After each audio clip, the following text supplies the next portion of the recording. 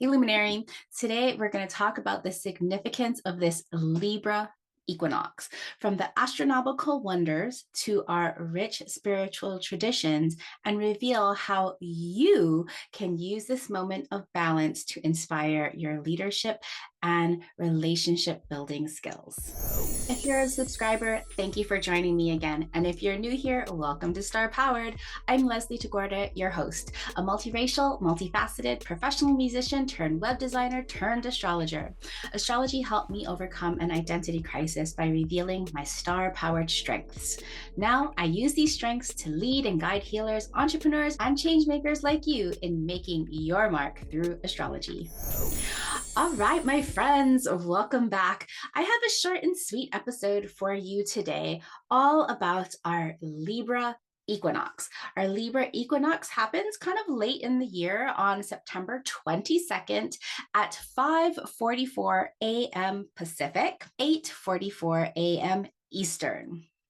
This beautiful Libra equinox is about cardinal air. Of course, here in the Northern Hemisphere, I'm in San Francisco, in the Northern Hemisphere, we are celebrating our entryway, the start of our fall or autumn season. For those of us in the Southern Hemisphere, you are at your entryway of the spring season.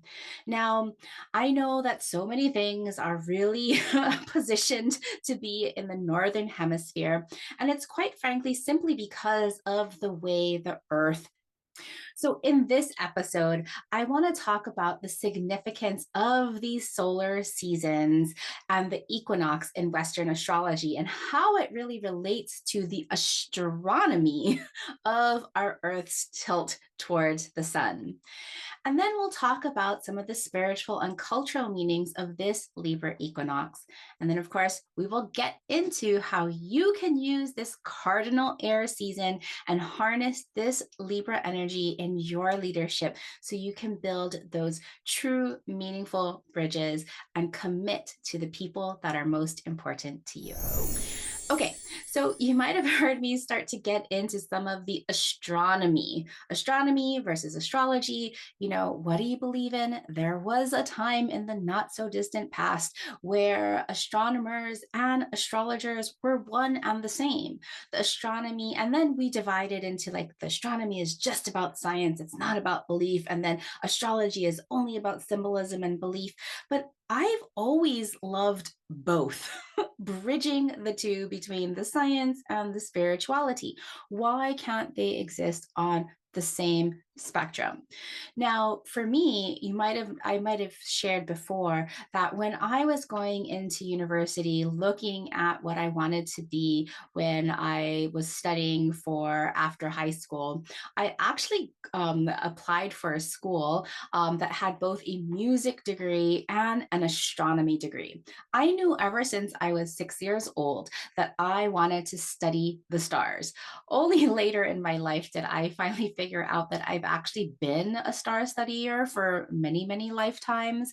But I had no idea, even though I loved astrology, that you could go to school and study astrology. So I loved science. I loved going to all of my earth science classes. I loved looking up at the sky. I loved reading National Geographics. I loved reading Scientific America. And I was like pretty good at math. And so I was like, okay, well, I'm going to go study astronomy. And I went to a school in Rochester, New York that had an amazing music conservatory and a really good science department. And so I was doing studies for both. And that was just, they were two really intense degree tracks. And so I just couldn't do it. And I was like, why am I here in Rochester, New York, all the way from Hawaii? Well, I was definitely there more for the music. And so I put my astronomical studies to the side, but I've always loved astronomy. And so even when I'm thinking about astrology, the symbolism of it, I start to always put my astronomy hat on because one of the big differences, and I've been listening to a lot of naysayers about astronomy lately, everybody from like Neil deGrasse Tyson, that astrophysics physician, to Adam Grant, who recently was on a podcast of Trevor Noah's, that when I hear them like really diss astrology, it really freaking pisses me off because they pride themselves in being these great scientific thinkers, and they pride themselves in having this very scientific mind that is open to all the possibilities. And yet they are so closed off to this idea that, hey, there can be symbolism, there can be other meaning and like spiritual meaning that is hiding in those numbers, in that science, waiting for us to discover. And so, some of the biggest things that Adam Grant and Neil deGrasse Tyson go off on and why they don't believe in astrology is that they talk about the precession of the equinoxes and how the equinoxes are no longer at aligning with the Aries constellation, or they talk about how there's actually 13 seasons and 13 constellations and all of this kind of, they make up these things that they hear in pop astrology, but they don't even bother talking to an actual astrologer who has studied and actually knows why in Western astrology, we look at the equinox when Aries season starts. It's when the sun hits that middle point of rising at the equator. And so I want to talk a little bit about why Western astrology, Western tropical astrology differs a little bit from Yotish, and talk just at a very high level. I'm not going to take you into an astronomy talk, but the reason why Western astrology, how we divide the sky in Western astrology, we call these seasons. We are not aligning this, the astrological timing to what's currently in the sky in terms of the fixed stars and the constellations. And so that we have our solstices and our equinoxes. Our solstices represent the times when the sun rises at the northern or the southernmost point on the eastern horizon, and the equinoxes symbolize when the sun rises at the due east or due west from where you are looking at the rising or the setting sun. So on September 22nd this year, when the sun rises, that will be the equinox. Equi meaning equal, equilateral, equal, equality, all of those things meaning balance. Imagine that. Libra, the scales, and balance. And what it simply means is that when our daytime and our nighttime are of equal length on the equinoxes. Now, in the northern hemisphere, because the way that the Earth is tilted 23.5 degrees towards the sun, it's our North Pole that is facing the sun. Hence, we get so much information is really tilted towards that northern experience. And as we have that in March, when we have our Aries equinox, the sun is passing from south of the equator to the north of the equator, signaling our new year because there's new rising, new energy growing towards our northern hemisphere. And when we are in the Libra equinox, it's the sun making its descent south of that equinox. Okay. And so when we think from Western tropical astrology, we're really actually dividing the seasons, dividing the sky according to these cardinal. That's right. That's why these 4 signs are cardinal signs, these cardinal points, because we are aligning the astrological season with the 0 degrees, the cardinal crossing of the sun at the northern points for when it's that winter solstice, or the Capricorn solstice, that southern point when it is our Cancer solstice, and then, of course, our Libra equinox that we are talking today, and then our Aries equinox in 6 months. And so I know I'm kind of taking us all over the place, but I hope you can kind of visualize. I wish I had graphics to show you. I don't have time, unfortunately, to create those graphics for you. But if you want to take a look, you can search for equinox and solstice diagrams on Google, and you'll see exactly how the Earth's tilt at 23 degrees as it revolves around the sun gives us our solar seasons. And so when we divide our solar seasons from a Western tropical standpoint of when does Libra begin? Well, Libra begins as soon as the sun crosses that 0 degree when it's equidistance, when the sun is at crossing at the equator, and then we count 30 degrees. So 0 to 29, 30 degrees in the sky will equal our Libra season. And we divide the sky in 360 degrees, each with 30 degrees, meaning that each season is based on a solar season in Western tropical astrology. Now, in Yotish or Vedic astrology, the astrology is a lot different because they are coordinating the seasons according to constellations and the moon movement. Now, I'm saying at a very, very high level. I don't have time to go into the technical details of that. But basically, if you've heard of the precession of the equinoxes, this is one of like the arguments about Adam Grant and Neil deGrasse Tyson about why they don't believe in astrology, because all of a sudden the constellation that the spring equinox, the precession of the equinox, it's no longer in Aries. That precession is now aligned with the Pisces constellation. Now, because Western astrology is based on solar seasons, it doesn't matter where that constellation is.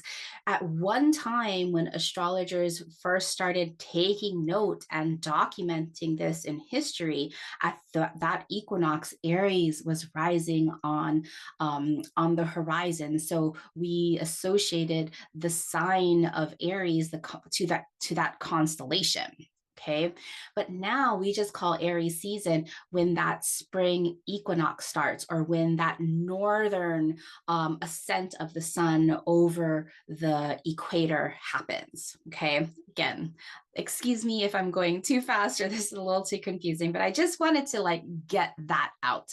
Now, that precession, because of the Earth's tilt at 23 degrees, we have this small little wobble as we go around the sun.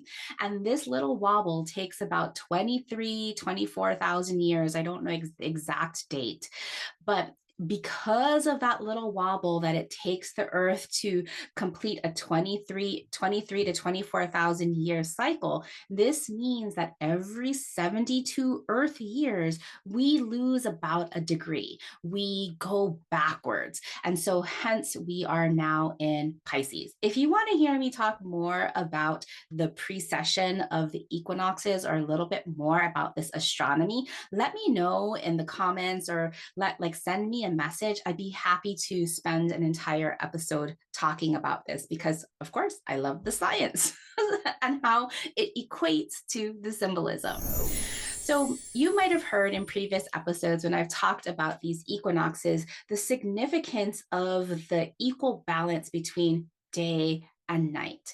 Because we're in the northern hemisphere, I'm in the northern hemisphere, and because the sun is going now below the equator, I want to talk about this idea of fall harvest, because we are closing up on our solar annual year. We can think of the waning energy. Now, this waning energy in our cardinal air means that we are coming together, we are gathering. Of course, you remember that air signs are about community, about socializing. Our air signs, we have Gemini, we have Libra, and then we have Aquarius. And Gemini likes to socialize with like-minded people, thinking about the people in their closest neighborhoods, their sisters, their siblings and cousins, and people that they can walk to in their closest neighborhood. Libra is about creating bridges. It's about the balance and the power dynamic between two equals in a relationship. And so when we think about that Libra energy, of course, we're thinking about our romantic partners and how can we create these most equitable and balanced relationships. But in our work, in our leadership, this is about our partners and our collaborators and our co-creators. And the biggest thing to remember about that Libra relationship is that Libra relationship is based on equality, power equality. And what this means about equality is that there's not always like somebody, like everything is fair and everything is split 50-50, but there is this give and take, this balance. And when we trust in that balance of give and take, there is a commitment. So if you think about it, and if you know the rulerships of the different planet, of the different signs, you know that Saturn is exalted in Libra. Venus, of course, rules Libra, and Venus wants to be liked by everybody. She wants to charm everybody. She wants to give off all of her value as somebody who is worth liking. But Saturn now takes it to that next level and says, well, not only am I worth liking, I am worth committing to, because there is this equal exchange of power and energy. And so that's why when we're thinking about our businesses and our leadership and business, Libra is talking about the kinds of partners we have, the kinds of clients that we are committing to, our co-creators, our affiliates, the people that have equal, balanced energy. Not our delegates, not people who are employed for us, not the people that we work for, because of course those kinds of energies are not balanced. They're not equitable. And so remember that Libra energy, or whatever is on your seventh house cusp, the house that is ruled by Libra, is the energy that you need to bring forward to create equitable relationships. Now, going back to some of the significance of this equinox and creating balance, I want you to put your soul, your body into our ancestors. Our ancestors before they had modern technology and clocks, where they were literally looking out at the sun, looking out at the planets as they graze the sky, looking out at the sun as it moved north and south across that eastern horizon as it rose.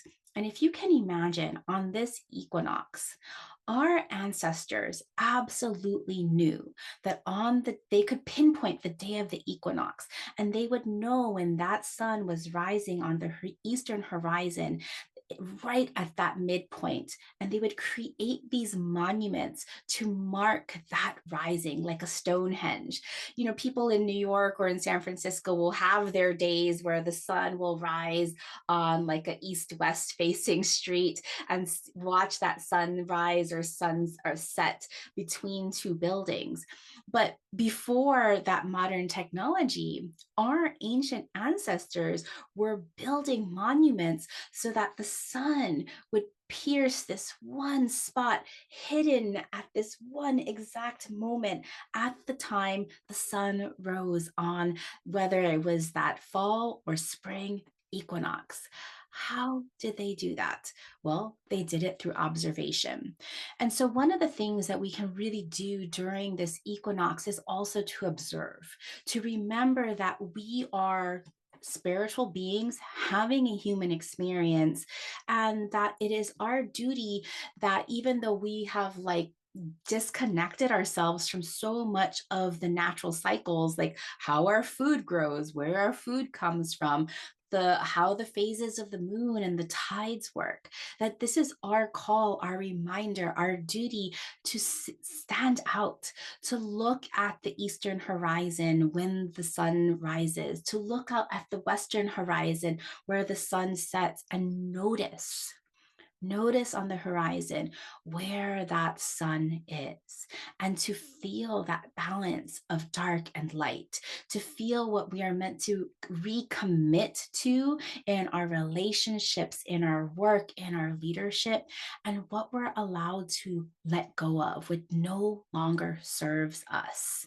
And so this is a beautiful, significant reminder that we are part of Mother Nature, that we are part of these solar seasons. And this is a true milestone in the cardinal directions that we get to honor Libra, to honor the West, to honor our ancestors because our ancestors are in the West, to honor the things that we are letting go of so that we can recommit to the things that are important to us. So however you want to honor this, I'm going to be going out with a friend to a beach later this evening. We will be doing some release ceremonies to recommit to us. Maybe you want to get some fresh flowers for any altars that you have. I've refreshed my altars to my ancestors. Like, this is the time, right? When we get to that midway point between our equinox, our Libra equinox, and our summer, our winter solstice, or Capricorn solstice, guess what that midpoint is? Yeah, it's Halloween. And guess what we celebrate at that time, right? We celebrate our ancestors, because that veil between living and the people that have passed, those energies have passed, that autumn energy, that veil is so thin. So we are already preparing for that. So let this be your reminder to live in those seasons and to honor. Let this be a reminder to gather your friends close, the people that you're meant to commit to, the people where you have balanced energy with. Who are those relationships that you want to recommit to and recultivate?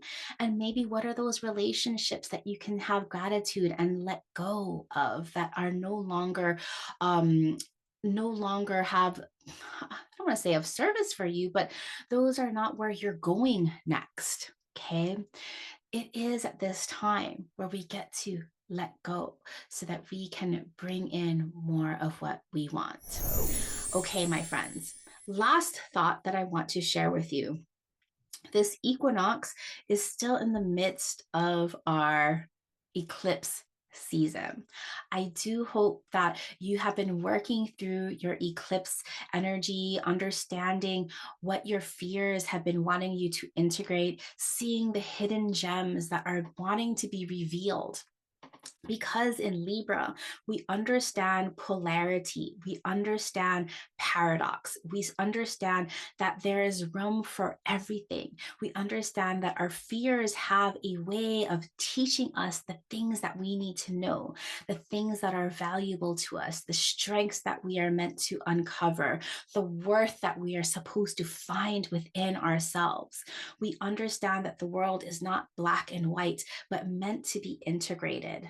Libra season teaches us that we, the relationship, that each of us, the I, are part of that relationship. And as we change, like us as individuals, step into our power and evolve and understand our worth and understand our strength, that our relationships also change. That there are some people that are meant to come with us, and there are some people, if they're not also on their journey of evolution, maybe they don't get to come with us.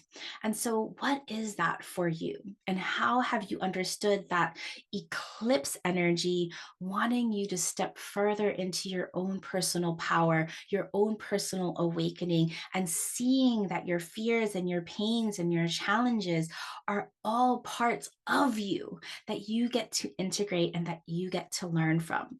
So if you want to go back to that last episode that I recorded all about that eclipse, equinox, eclipse, all these E words, I encourage you to revisit that over and over again throughout our eclipse challenge, because each day that you practice, each day that you open up into a new level of understanding your fears and challenges and how they were created for you, this is you truly doing the quote unquote work and stepping into your greater inner power. All right, my friends, thank you for listening to my little bits of a ramble this episode, but I really wanted to come on and talk about the significance of this beautiful equinox.